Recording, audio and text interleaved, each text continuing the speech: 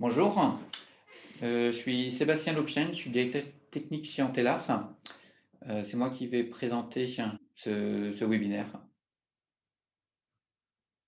Bonjour, enchanté, Julien Tinetti, je suis responsable commercial chez Aruba pour la région Grand Est, en charge des 18 départements de la région et des clients finaux en partenariat avec Antela pour ce webinaire.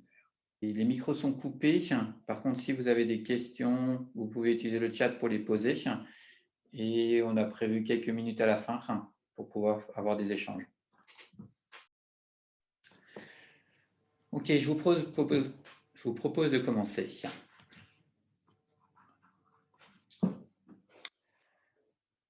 Donc, ce qu'on va aborder aujourd'hui, c'est pourquoi encore déployer du Wi-Fi avec l'arrivée de la 5G. Est-ce qu'on a encore besoin? Le Wi-Fi, ce n'est pas un projet de produit, c'est un projet global. On va l'aborder dans son détail. Quelles sont les nouvelles évolutions des technologies du Wi-Fi à ce jour? La sécurité du Wi-Fi et un focus sur les solutions Aruba dans leur globalité. Donc, avec l'arrivée de la 5G, on va obtenir des réseaux mobiles, très haut débit, faible latence. Pourquoi continuer de déployer du Wi-Fi? Alors, le premier point, c'est que le réseau 5G, c'est un réseau public. Et en fait, on va vouloir conserver un réseau interne sécurisé en extension du réseau filaire. Donc, que les utilisateurs en interne qui soient connectés avec un fil ou en sans fil, ça doit fournir le même service. On n'est pas comme sur une connexion à distance. L'autre point, c'est que dans le bâtiment, on va retrouver pas uniquement des PC, des smartphones, on va retrouver plein d'équipements, de plus en plus d'équipements, donc des douchettes, des machines à café, tout type d'équipements qui vont vouloir avoir une connectivité réseau pour fournir des services, pour la maintenance et autres. Et tous ces équipements-là, on ne va pas vouloir leur fournir un abonnement. Donc, on va connecter tous ces équipements-là en Wi-Fi. Alors, même si le réseau 5G il est haut débit, la Wi-Fi reste toujours encore beaucoup plus qualitative en interne.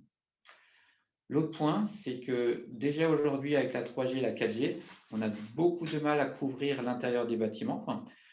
Beaucoup de nouveaux bâtiments ont une structure qui fait que vous passez la porte ou la fenêtre, vous n'avez plus de signal. Avec la 5G, le problème va encore s'accentuer parce que c'est des fréquences plus élevées et c'est des réseaux de couverture moins loin.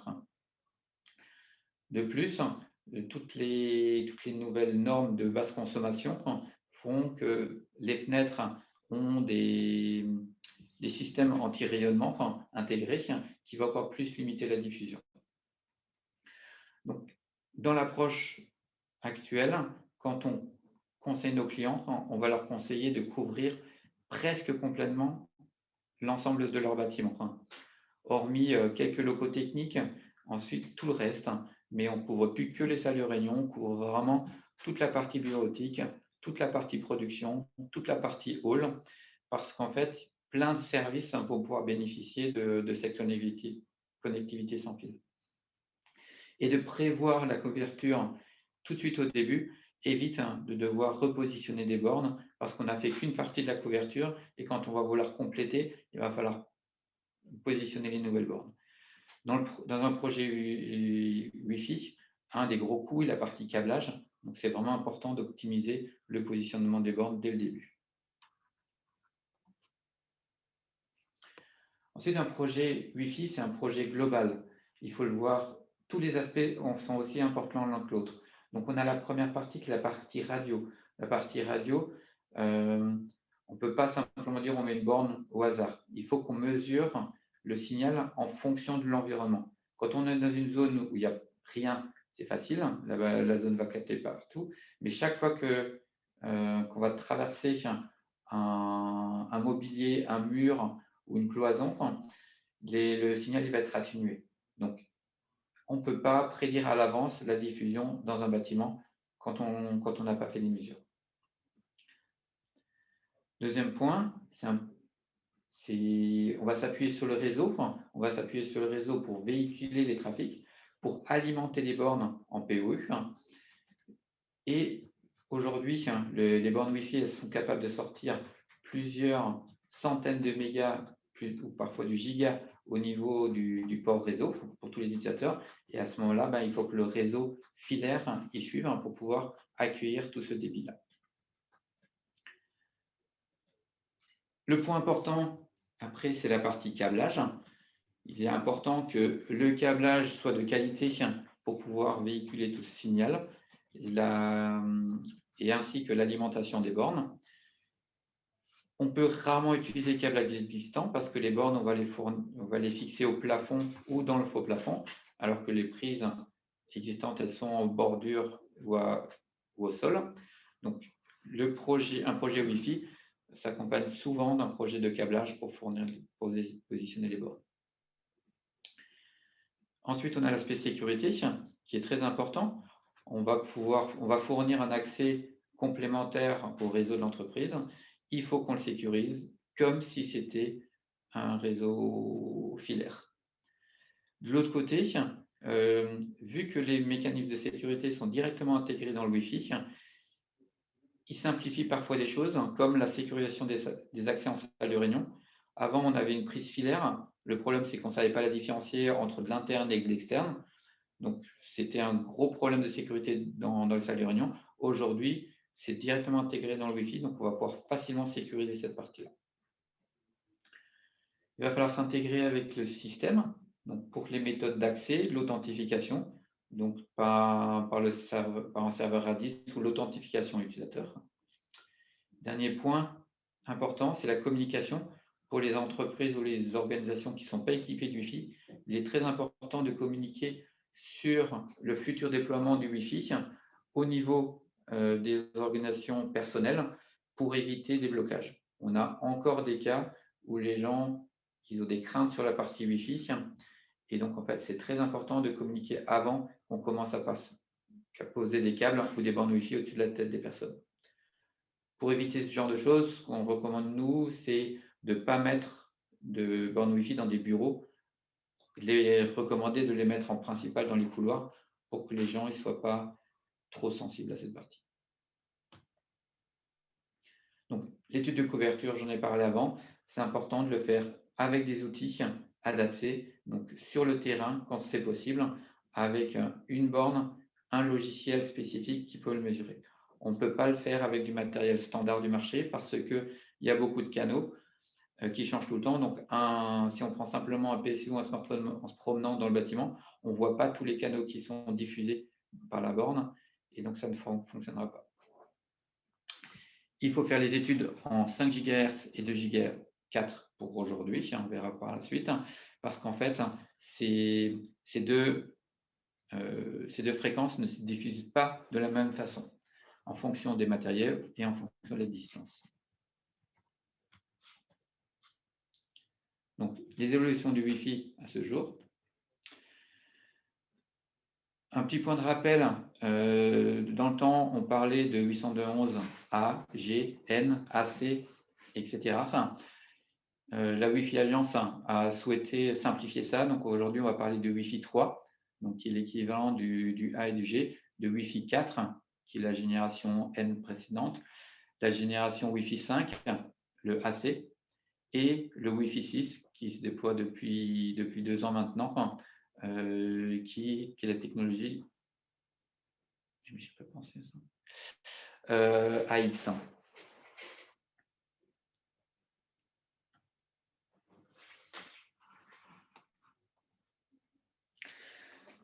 Donc le Wi-Fi 6, c'est la nouvelle norme à ce jour qui est standardisée depuis 2018, qui est déjà largement intégrée dans les équipements terminaux, des smartphones et autres. On reste toujours compatible sur les mêmes bandes de fréquences 2 Go, 4, 5 Go. Donc ça veut dire que même si les terminaux d'ancienne génération ne peuvent pas bénéficier des nouvelles fonctionnalités, ils peuvent toujours continuer d'utiliser ce réseau. Donc on n'a pas besoin de se poser la question des terminaux. Les principaux avantages, c'est l'augmentation de la bande passante et surtout la possibilité d'avoir une plus haute densité de personnes bénéficiant des hauts débits.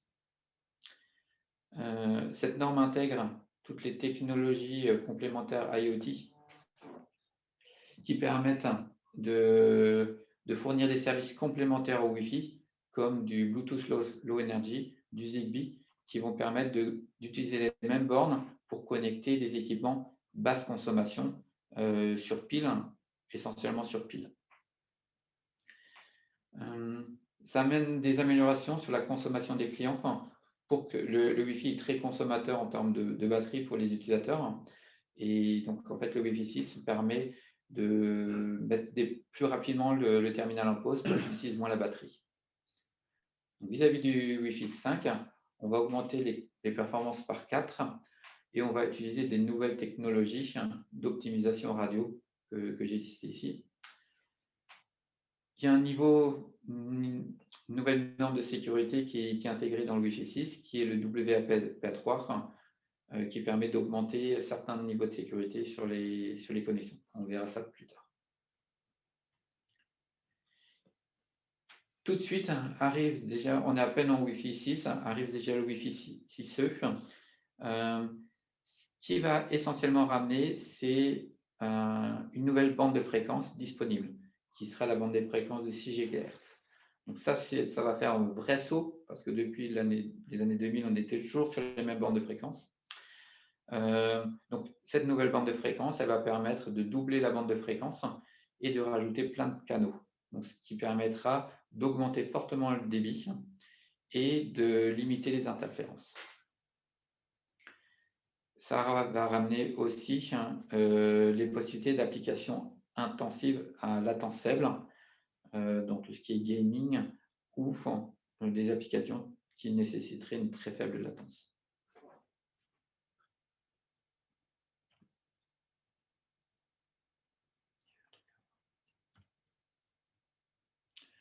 Donc, le point sur la sécurité. Donc, sur la sécurité, on a des débats historiques parce que les premières normes de Wi-Fi n'étaient clairement pas sécurisées. Donc, aujourd'hui, dans les nouvelles technologies Wi-Fi, on arrive à avoir un niveau de sécurité important et qu'on peut considérer comme équivalent ou plus sécurisé que la partie filaire. Donc, on va intégrer des fonctions de chiffrement directement intégrées dans le protocole, des notions d'authentification, qui sont des authentifications soit par login, mot de passe utilisateur, soit par certificat. Et on va pouvoir avoir des supervisions pour savoir qui est connecté, quand est-ce qu'il s'est déconnecté, avec quel terminal. La particularité par rapport à du réseau filaire, c'est que toutes ces fonctionnalités sont directement natives dans le protocole Wi-Fi. Donc, au niveau du terminal, jusqu'aux équipements terminaux. Et donc, aujourd'hui, il est plus facile de sécuriser un réseau Wi-Fi parce que toutes les technologies sont disponibles dans les produits que sur du filaire, où il faut souvent rajouter des fonctionnalités avancées si on veut faire de l'authentification des utilisateurs ou du chiffrement de ces utilisateurs.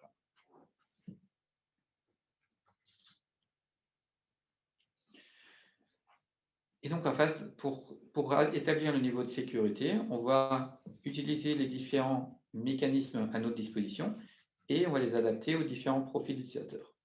Donc, on a une authentification, ce qu'on appelle open, donc pas de niveau de sécurité au niveau du Wi-Fi, et le sécurité doit se préparer après. C'est ce qu'on va utiliser essentiellement pour tout ce qui est accès invité.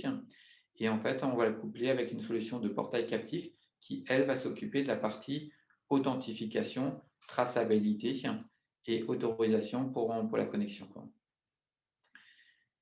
Ce que va amener le Wi-Fi 3 là-dedans, c'est que dans un réseau open, il n'y a aucun chiffrement, il n'y a aucun filtre entre les utilisateurs. Donc, tous les utilisateurs qui sont connectés à ce réseau open, ils sont virtuellement, ils peuvent voir ce que les autres y font. Avec le Wi-Fi 3, on va pouvoir chiffrer de manière individuelle les connexions, même sur un réseau open. Ensuite, on va retrouver ce qu'on appelle le WAPA personnel, qui va s'utiliser avec des clés PSK. C'est une clé unique pour tout le réseau. C'est des technologies qui s'appellent personnelles et qu'il faut réserver pour des accès personnels, ne pas les utiliser en entreprise ou en organisation, parce qu'en fait, si vous perdez la clé, si quelqu'un la connaît, il peut se connecter. Et le seul moyen de changer la clé, il faut repasser sur tous les équipements terminaux pour le changer. Donc, l'erreur qu'on peut faire, c'est qu'on commence à déployer, on a 4-5 équipements, on a une clé personnelle, c'est pas gênant, et au bout de plusieurs années, on a cette clé-là sur plusieurs centaines ou milliers d'équipements. Et à ce moment-là, on ne peut plus jamais changer. Donc, il est fortement recommandé de passer sur une notion de 802.11/802.1x, le WAP entreprise, qui va permettre une authentification individualisée de chaque terminal ou chaque utilisateur pour éviter ce problème-là. Si on veut augmenter le niveau de sécurité du WAP entreprise, on va pouvoir rajouter du profilage qui va permettre d'identifier le type de terminal, le type d'utilisateur et d'adapter en fonction de différents paramètres les droits d'accès en fonction de qui est connecté. Donc en 802 entreprise, on a un utilisateur qui peut se connecter, mais on ne sait pas quel équipement est utilisé. Avec du profilage, on va pouvoir dire c'est un équipement d'entreprise, donc il a le droit de se connecter. Non, c'est un équipement non maîtrisé. Il peut toujours peut-être se connecter, mais on va lui limiter les accès à des accès publics, par exemple, ou à un certain nombre d'applications uniquement.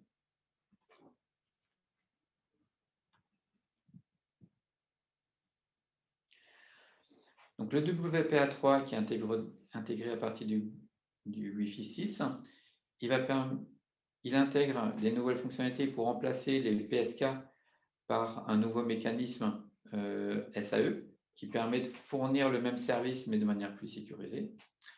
Il va permettre le chiffrement individualisé en WAP personnel, ce qui permet que même si on est en équivalent PSK, les communications seront chiffrées et ce qui permettra que chaque personne elle est isolée sur le réseau pour qu'on conserve le même niveau de sécurité. Le WAP entreprise permet en option d'augmenter le niveau de sécurité avec une clé de chiffrement plus importante. Et pour finir, le WPA va permettre une évolution du WPS qui est un mécanisme simplifié de connexion pour les équipements à travers un bouton d'association entre les deux équipements. Et il va permettre également, par rapport à ce protocole-là, d'associer des équipements IoT qui sont sans écran facilement. Donc, on va pouvoir retrouver des équipements qu'on va pouvoir associer au Wi-Fi, même s'ils n'ont pas de clavier, même s'ils n'ont pas d'écran pour être connectés.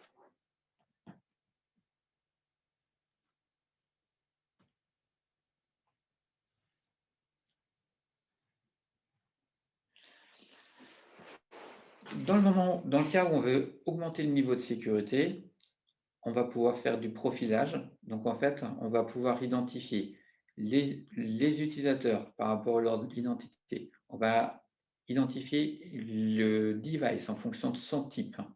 On va pouvoir le faire passer soit en filaire, soit en wireless, soit à travers un accès distant. Et on va intégrer les paramètres de temps, de localisation, de plateforme logicielle, d'identité, ou bien des paramètres externes à travers des API.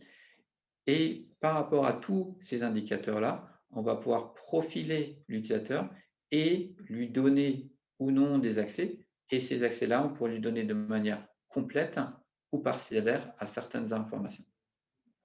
Ce qui veut simplement dire que pour un même utilisateur, on va pouvoir différencier les accès, qu'il soit connecté en Wi-Fi ou en filaire, qu'il se connecte avec son ordinateur professionnel ou alors son smartphone personnel, il n'aura pas les mêmes droits et les mêmes accès, y compris en fonction des plages horaires. C'est-à-dire qu'un utilisateur X de votre entité aura des accès, par exemple, à toute l'architecture et à tout l'IT de l'entreprise pendant les horaires de travail, pardon. Par contre, en dehors des horaires de travail, on peut lui donner accès qu'à ses mails ou qu'à Internet, mais pas aux applications professionnelles.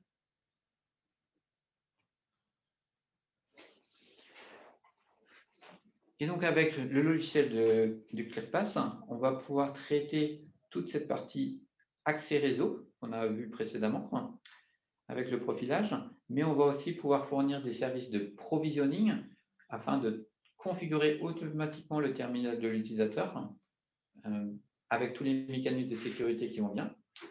On va récupérer des informations de visibilité sur qui est connecté, mais aussi dans quel état, le niveau de qualité radio, le niveau de qualité applicatif, le niveau d'authentification, et pouvoir identifier un dysfonctionnement de configuration au niveau du terminal.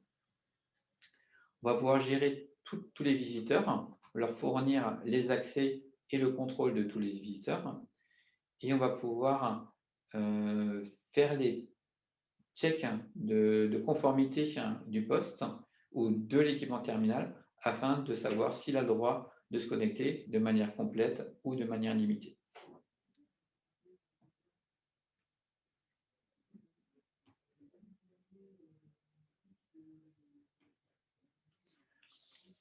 Donc pourquoi Aruba Aruba, c'est une marque, je ne dis pas de bêtises, c'est une marque de HP qui fait suite au rachat de la société Aruba. Aruba qui était, dès son démarrage il y a 15 ans, un des leaders dans les fournisseurs de solutions Wi-Fi. Aujourd'hui, le Gartner, mais beaucoup d'autres organismes, présentent Aruba comme un des leaders et ici même leader en termes de vision par rapport à tous les services qu'ils vont pouvoir fournir. Le Wi-Fi reste un marché propriétaire dans le sens où on ne peut pas mixer, si on souhaite avoir un vrai service, on ne peut pas mixer dans un même réseau différents constructeurs.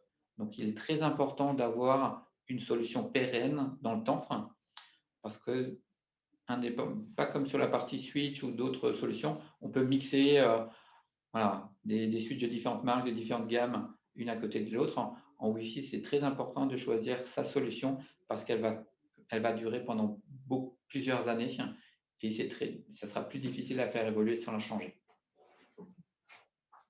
Ce que je voulais rajouter là-dessus, c'est effectivement, on est vu comme leader en termes de vision de gamme, mais également en termes de capacité d'exécution. Et les capacités d'exécution, ce n'est pas nous, puisque nous ne déployons que très rarement les projets. On s'appuie sur un réseau de partenaires, et notamment Antela, qui sont des partenaires formés, certifiés et en capacité de maintenir en conditions opérationnelles toute votre architecture. Donc, c'est extrêmement important d'avoir le binôme entre la technologie et le partenaire qui va être capable de faire l'étude préalable de l'installation et le maintien en conditions opérationnelles.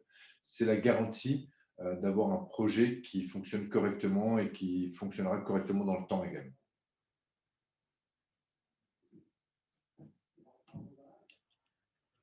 On va commencer par le matériel. Donc, chez HP Aruba, on a une gamme de matériel très large qui permet de choisir le bon matériel en fonction de l'environnement.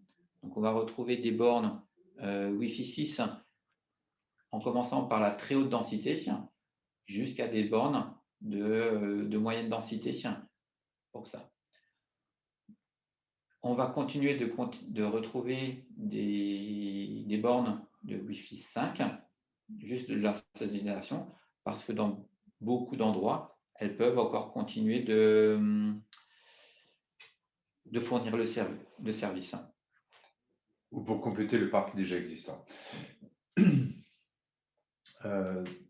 Après, il y aura des bornes comme les Hospitality Access Point ou les Remote Access Point qui vont avoir des usages un peu particuliers comme du télétravail, des environnements où on va recevoir du public, mais dans par exemple des chambres d'hôtel, qui sont des bornes qui sont faites à avoir des émissions plus faibles en termes de zone de couverture, mais pour pouvoir vraiment avoir des îlots de connexion, des bornes outdoor, donc qui sont faits vraiment pour mettre à l'extérieur sur des candélabres ou sur les façades extérieures, et également des bornes qui servent à faire du point à point.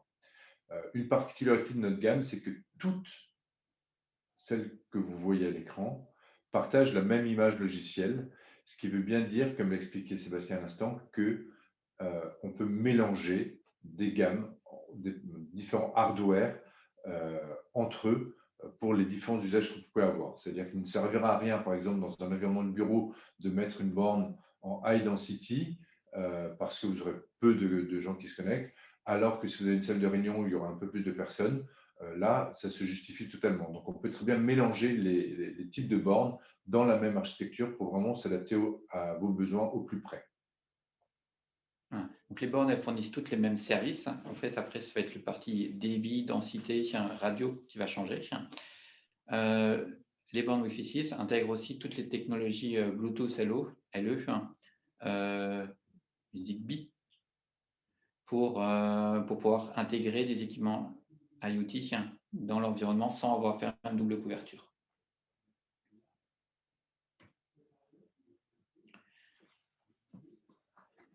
Les mêmes bornes, une des grandes forces de la partie Aruba, c'est de pouvoir utiliser plusieurs architectures possibles avec exactement le même matériel et de pouvoir changer quand on le souhaite. Donc, on va pouvoir utiliser soit des bornes autonomes avec une solution de gestion centralisée qui s'appelle Aruba Central, qui est dans le cloud. On va pouvoir utiliser exactement les mêmes bornes en utilisant la technologie qui j'appelle ça historique, qui s'appelle IAP, Instant AP, qui permet d'intégrer la fonctionnalité contrôleur dans une des bornes et qui va diffuser automatiquement toute la configuration aux autres bornes du même site. Cette partie-là permet de très simplement déployer des petites installations sans surcoût. On a juste besoin de bornes. On se connecte sur une borne pour configurer la borne maître et elle s'occupe automatiquement de configurer toutes les autres bornes. Ces déploiements sont recommandés jusqu'à un peu plus d'une centaine de bornes par site sans équipement complémentaire. Bien sûr, ces bornes peuvent être associées aussi à des contrôleurs qui, à ce moment-là, vont intégrer toute la partie intelligence du Wi-Fi dans la fonction contrôleur centralisé et utiliser les points d'accès sur la partie essentiellement radio. Ces solutions-là servent pour des très gros déploiements ou lorsqu'on a des besoins de fonctionnalités spécifiques de type VPN, de type analyse spécifique des trafics. Et on conserve les bornes remotes, qui sont des bornes qu'on va pouvoir déployer à distance. Par exemple, soit c'est des téléworkers, soit sur des petites agences, et qui vont pouvoir fournir du Wi-Fi entreprise, comme si l'utilisateur il était au niveau d'un site intégré ou d'un siège.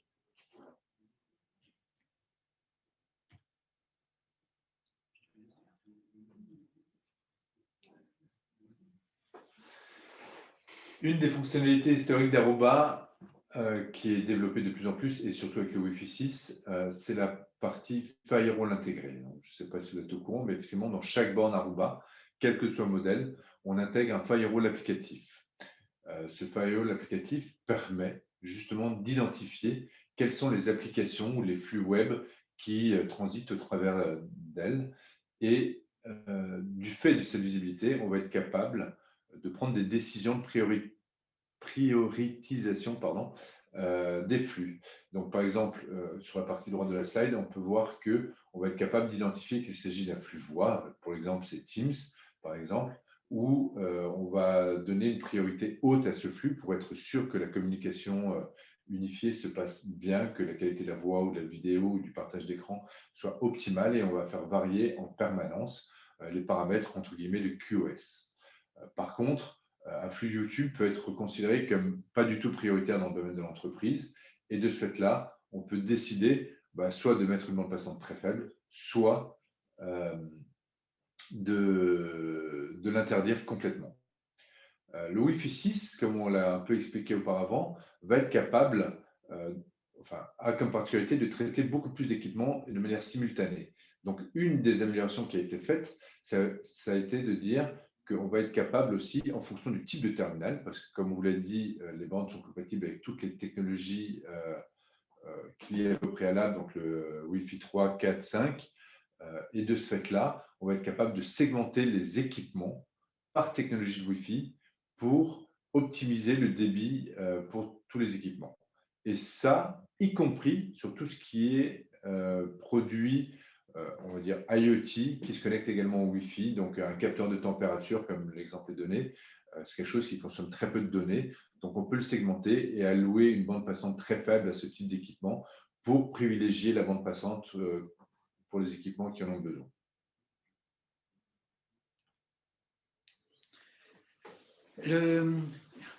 Les bornes et ainsi que la technologie Wi-Fi permet aussi de fournir des services de géolocalisation qui vont permettre soit de localiser des utilisateurs par rapport à leurs terminaux, smartphone, PC ou autres.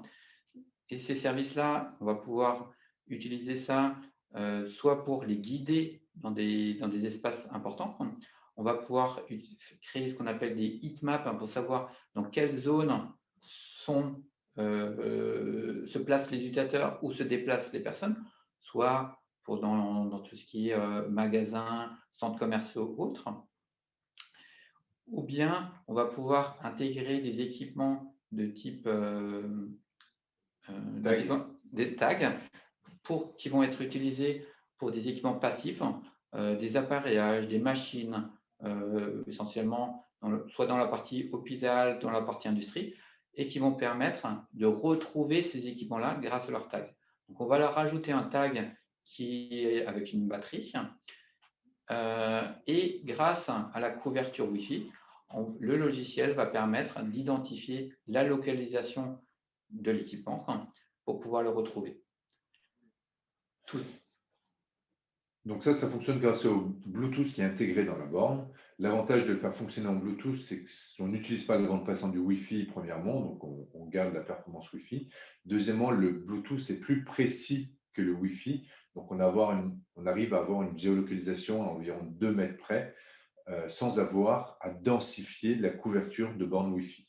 Donc c'est extrêmement intéressant d'un point de vue financier, ça permet effectivement d'avoir du GPS indoor ou alors de la localisation d'équipements au sein du bâtiment, de l'université, de l'hôpital, de l'entrepôt, de l'industrie, peu importe le domaine d'application. Le point qui est intéressant à noter, c'est que nous intégrons une suite logicielle qui permet de créer l'application qui s'installe sur Android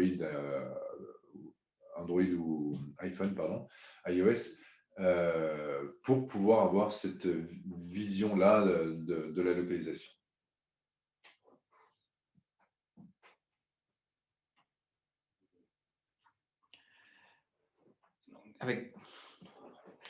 Alors, l'architecture fonctionne chez nous. On a pris volontairement le choix de ne pas parler beaucoup de produits, si je peux vous donner une ordre d'idée. Maintenant, il y a une chose qui est extrêmement importante, c'est que dans la gamme Aruba, nous avons un hardware unifié, qu'il soit au niveau switching, donc au niveau des cœurs de réseau, du data center et de l'accès, des routeurs WAN et des bornes qui permettent d'avoir des accès distants, des bornes Wi-Fi et même des clients de VPN IPsec. Tous ces produits-là fonctionnent ensemble et peuvent fonctionner de manière autonome et individuelle. C'est-à-dire que vous n'avez pas forcément besoin d'avoir une suite logicielle pour apporter des fonctionnalités complémentaires ou pour faire fonctionner l'infrastructure. Par contre, ces suites logicielles, vous voyez l'étage au milieu, apportent la simplicité d'utilisation, la simplicité de paramétrage, de la supervision et potentiellement avec l'AirPass dont on a rapidement évoqué avant et qu'on va développer un peu plus après, des fonctionnalités de sécurité supplémentaires.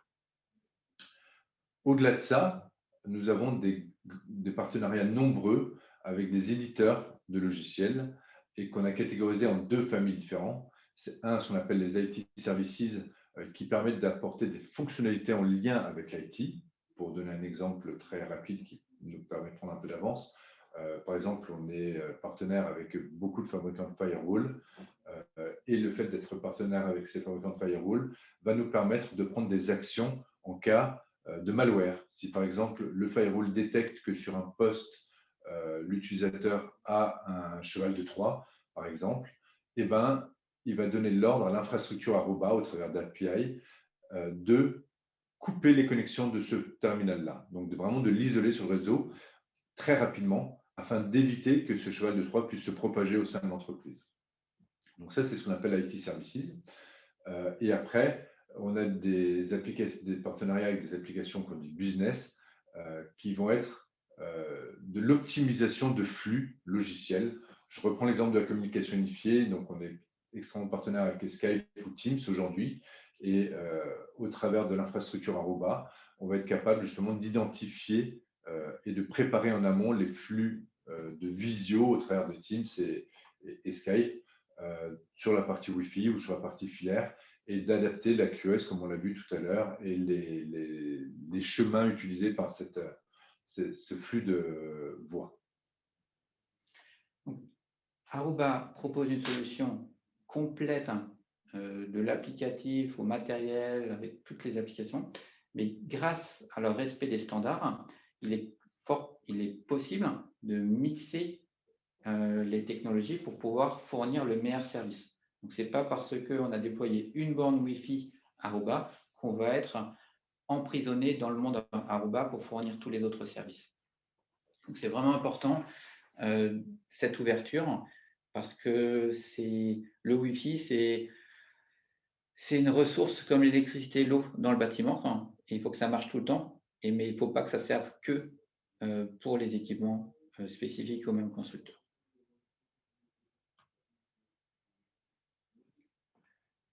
On va faire un dernier point sur la partie management. Donc, le management des produits est plus important que la technologie en elle-même, parce qu'en fait, si on regarde les différents constructeurs, il y a toujours des subtilités, Julien ne va pas me dire le contraire, mais globalement, on a une borne Wi-Fi. Si on doit me dire pourquoi cette borne Wi-Fi elle est meilleure que cette borne Wi-Fi, on va vraiment être sur des particularités très précises. Par contre, ce qui va différencier une solution par rapport à l'autre, c'est vraiment le management pour ça. Ce qu'on a vu avant, c'est qu'on a différentes architectures de management et c'est vraiment ça la grande force chez Aruba parce qu'en fait, on va toujours pouvoir proposer pour l'environnement adapté le déploiement. Et on va pouvoir commencer avec une borne jusqu'à plusieurs centaines, plusieurs milliers de bornes en conservant la même architecture et surtout les mêmes produits. Donc, Aruba Central, c'est la solution de gestion cloud d'Aruba. Elle s'appelle Cloud, mais cette solution peut être utilisée en cloud en choisissant son instance chez les gros fournisseurs de cloud qui sont AWS ou Microsoft Azure, mais peut être également installée on-premise pour les clients qui souhaitent avoir leur instance propre. Donc, le terme cloud, il est globalisé pour pouvoir fournir une interface simple à déployer, simple à manager, mais pour les gens qui souhaitent avoir une instance locale, il n'y a pas de c'est pareil. Cette infrastructure va pouvoir gérer les bornes Wi-Fi qu'on a parlé avant, mais également les produits complémentaires qui sont les switches, essentiellement de la gamme Aruba automatiquement. Tous les équipements SD-WAN et passerelles VPN qu'on pourra retrouver sur les sites distants, des équipements de type sensor ou sonde et les fonctionnalités de VPN. Donc en fait, on va pouvoir retrouver sur une seule interface le management, la supervision, la sauvegarde de tout ce type d'équipement pour fournir vraiment un service unifié et simplifier la gestion quotidienne. Nous, en tant qu'intégrateur, ce qu'on voit, c'est que tous les problèmes de panne, de dysfonctionnement ou simplement de sécurité sont liés à une complexité de gestion et de management des équipements. Donc, d'avoir une console unique pour tout gérer permet de garantir un niveau de disponibilité et un niveau de fonctionnement optimal pour l'ensemble des systèmes. Donc, en termes de fonctionnalité, toute la partie onboarding, c'est toute la partie enregistrement automatique, c'est-à-dire qu'en fait, quand vous recevez une borne, vous la sortez du carton, vous ne faites rien, vous la branchez sur la prise réseau. Vous n'avez pas besoin d'intervenir sur cette borne. Elle va s'enregistrer automatiquement dans le système. Toute la partie provisioning, c'est-à-dire que toute la partie configuration des bornes, pareil, on ne touche jamais à la borne. La borne elle sera configurée automatiquement grâce à la configuration qu'on aura établie au niveau de l'Aruba centrale. On va retrouver toutes les fonctions d'analyse, de fonctionnement, de nombre d'utilisateurs, de débit, de trafic, d'applicatifs qu'on va pouvoir retrouver. Et toutes les fonctions de localisation directement intégrées dedans. Alors, ce qu'on appelle, dans ce principe-là, ce n'est pas ce qu'on a présenté le GPS Indoor, mais le contact tracing, c'est simplement le fait de dire, en tapant dans la fenêtre de recherche le nom de la personne ou l'adresse IP de la machine, on va être capable de savoir sur quelle borne il est connecté, sur quel switch il est connecté, quel est le chemin de connexion jusqu'à Internet, pour pouvoir voir à quel niveau il y a des optimisations à faire ou un changement à faire pour que ça fonctionne mieux. Et tout ça, tous les points que vient de citer Sébastien, et c'est la grosse force du cloud aujourd'hui, en fait, vous êtes aidé par ce qu'on appelle l'intelligence artificielle pour faire ces modifications, ces paramétrages, cette supervision, ces changements. L'intelligence artificielle intégrée dans Central permet vraiment, comme si on parlait, de pouvoir passer une commande simplement sur l'architecture. Dernier point qui est à noter, c'est que toute la partie sécurité, la première couche, c'était tout ce qui était équipement hardware. Cette couche-là, maintenant, ça va être tout ce qui est équipement software. On intègre aussi toutes nos solutions de sécurité et on peut avoir une plateforme qui manage à la fois le réseau et la sécurité d'une manière unifiée. OK. Le système, il est extensible à travers des API REST qui va permettre de s'intégrer avec des applicatifs tierces pour fournir des services complémentaires, soit d'authentification, soit de monitoring, soit d'alerte à des systèmes mutualisés. Et donc, là, c'est une photo du dashboard. On va pouvoir avoir un dashboard unique pour tous les services qu'on a vus avant et on va pouvoir y voir les soucis, l'état du réseau, l'état des disponibilités, les problématiques de maintenance et tout centralisé sur un seul dashboard. Et donc, en fait, on l'a vu, il ne faut vraiment pas le voir que pour la partie Wi-Fi, mais il faut aussi l'intégrer sur toute la partie réseau. On a un seul point de management, un seul point de visibilité pour fournir le service, le réseau. Le Wi-Fi étant une extension simplement du mobile du réseau filaire. Bien sûr, on va pouvoir gérer des droits d'accès, la délégation de comptes lorsqu'une l'organisation est importante et qu'on va vouloir attribuer des droits de gestion par site ou par entité à des administrateurs plus locaux.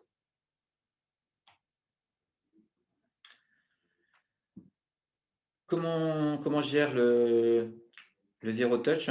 Donc le zero touch, on branche simplement l'AP ou un commutateur sur le réseau. Celui-ci va remonter automatiquement dans l'Aruba centrale. Une fois qu'on lui a défini dans quel groupe d'appartenance, ou si ce n'est pas automatique, il va récupérer automatiquement sa configuration. Et au bout de sa configuration, sa version logicielle, son firmware pour qu'il se mette à jour. Et au bout de quelques minutes, le réseau, il est directement opérationnel sans intervention. Ça permet aussi de gérer la partie maintenance. En cas de panne d'un switch ou d'une borne, on n'a plus besoin de compétences locales. On va pouvoir simplement envoyer l'équipement, le faire remplacer par un technicien physiquement et l'équipement, il va reprendre sa configuration automatiquement quelques minutes après. Il y a même une application qui s'installe sur smartphone ou tablette pour aider à ça, où on peut scanner le numéro de série si c'est important pour l'entreprise et vos inventaires, et faire remonter encore plus facilement l'équipement dans la plateforme centrale pour le déploiement. Donc, c'est vraiment quelque chose de très automatisé pour lequel un intervenant local non spécialisé en informatique peut faire le déploiement d'une borne ou d'un switch, comme l'a expliqué Sébastien. Okay. On a juste une question sur Airwave. Je pense que c'est peut-être le bon moment d'en parler maintenant. Donc, alors, Airwave est toujours d'actualité. Airwave est un logiciel qui est 100% on-premise, donc qui s'installe chez vous.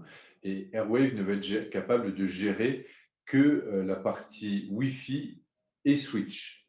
À partir du moment où vous intégrez du SD-WAN, où vous intégrez de la sécurité, vous intégrez des applications qui sont entre guillemets déjà cloudifiées, Central devient l'outil principal et comment dire, et plus efficace par rapport à ce besoin-là. Néanmoins, Airwave continue à fonctionner en parallèle et on peut en discuter si vous voulez. Aujourd'hui, on voulait intégrer une partie sécurité et automatisation qui passe plus par Central à ce jour. Après, hormis si je me trompe, Airwave reste dans un mode de licence sans abonnement. C'est un logiciel que vous achetez et qui vous appartient. Oui. Voilà, c'est ça. Donc, on est encore plutôt dans une logique d'acquisition matérielle, logiciel, infrastructure avec de la maintenance là-dessus.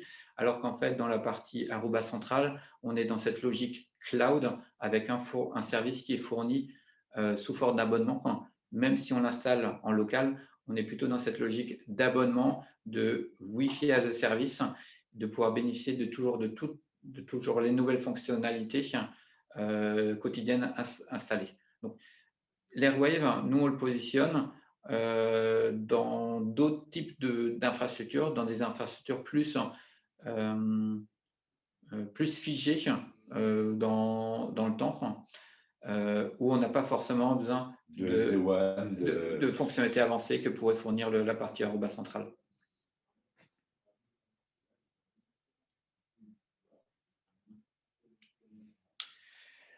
Le point important en Wi-Fi, c'est souvent le troubleshoot, le dépannage. Quand l'utilisateur dit j'arrive pas ou j'ai pas réussi à me connecter ou j'avais pas besoin d'une bonne connectivité. Et vraiment, ces fonctions de management, c'est à ce moment-là qu'elles servent. C'est qu'en fait, on va pouvoir, à travers un simple graphique, identifier est-ce que c'est un problème d'authentification, est-ce que c'est un problème de couverture radio, est-ce qu'il y a une panne réseau à proximité, est-ce que c'est un problème d'applicatif, est-ce qu'il y a des perturbations radio qui sont établies. Parce qu'en fait, le logiciel il va remonter tous ces indicateurs-là et le fournir d'une manière condensée à l'administrateur. Donc, on va pouvoir voir très rapidement, est-ce que c'est un problème radio, un problème réseau, un problème applicatif ou après le problème du poste client, puisqu'on va être capable d'auditer le poste client également. Donc, on a vraiment une visibilité de bout en bout, comme je l'ai dit déjà un petit peu plus tôt, d'où est connecté le client et par où son flux passe pour pouvoir identifier tout de suite à quel niveau. Et ça vous donne vraiment on va réutiliser le terme dashboard complet de tout ce qui s'est passé sur le réseau, sachant que on est capable d'historiser cette partie-là jusqu'à 1 an en fonction de la base de données que vous allouez. Sur Airwave, pendant 1 an en fonction de la taille de la base de données. Sur Central, c'est 1 an au maximum.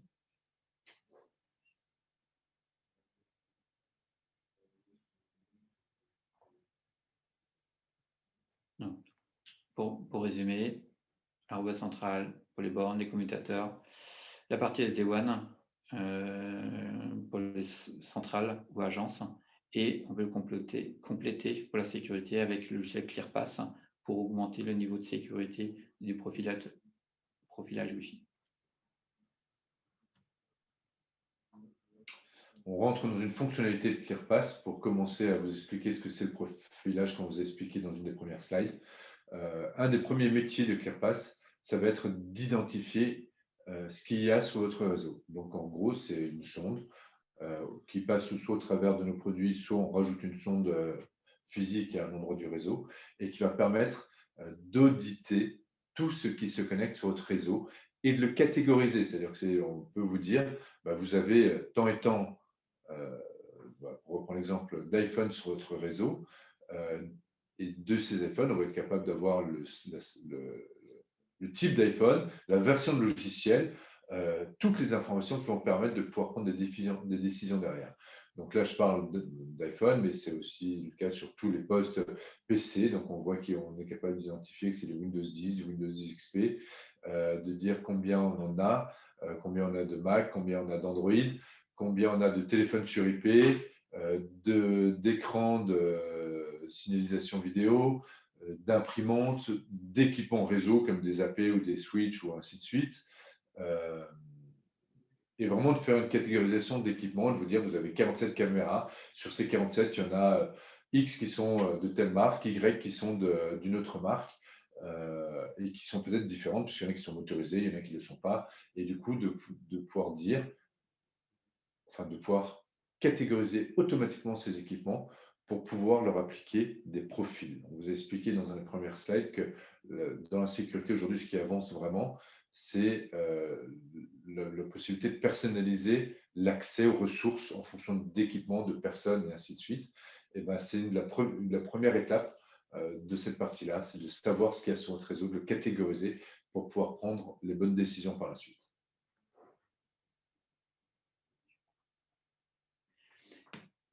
Et nous avons terminé avec la présentation. Et je vous propose qu'on se prenne quelques temps pour les questions. Alors, première question que j'ai, quand on a la liste. Mais on va peut-être pouvoir démuter aussi pour que vous puissiez poser vos questions oralement. Quand on a la liste des équipements connectés, on peut sélectionner un pour le bloquer manuellement. Oui, vous pouvez. Et encore une fois, pour reprendre l'exemple tout à l'heure, oui, on peut le bloquer manuellement, mais oui, si on se rend compte qu'il a un fonctionnement anormal, on peut le bloquer automatiquement aussi. Ou on peut tout simplement, il faut qu'on ait identifié une catégorie d'équipements, parce que si vous avez des gens vous avez une flotte d'imprimantes Ricoh, pour prendre l'exemple d'une société locale, et que d'un coup, vous voyez apparaître des imprimantes Konica Minolta, vous pouvez lui dire, ce n'est pas des imprimantes qu'on a validées sur le réseau chez nous, je souhaite qu'elles ne puissent pas se connecter. Donc, c'est un équipement ou un groupe d'équipements. Est-ce que quelqu'un a une question? Moi, Julien, j'ai l'impression qu'on était clair. Oui, c'est bon ou mauvais signe, en tout cas, oui. Mais n'hésitez pas si vous avez quoi que ce soit, on est là pour vous répondre et nous, on peut déborder un peu en termes de temps. Nous ne sommes pas pressés. Et si vous avez des questions par la suite, n'hésitez pas, vous avez tous nos coordonnées pour y répondre. De toute façon, je pense qu'on vous enverra la présentation par mail tous par la suite. Bon, écoutez, okay. Pas de questions. Merci beaucoup de votre participation à ce webinaire. J'espère que ça vous a permis d'apprendre certaines choses, d'avoir une autre vision de notre gamme ou peut-être ça va générer des questions par la suite. Donc, n'hésitez pas à revenir vers nous pour nous les poser si jamais il y a quoi que ce soit. Ok, merci à vous. Au revoir. Au revoir.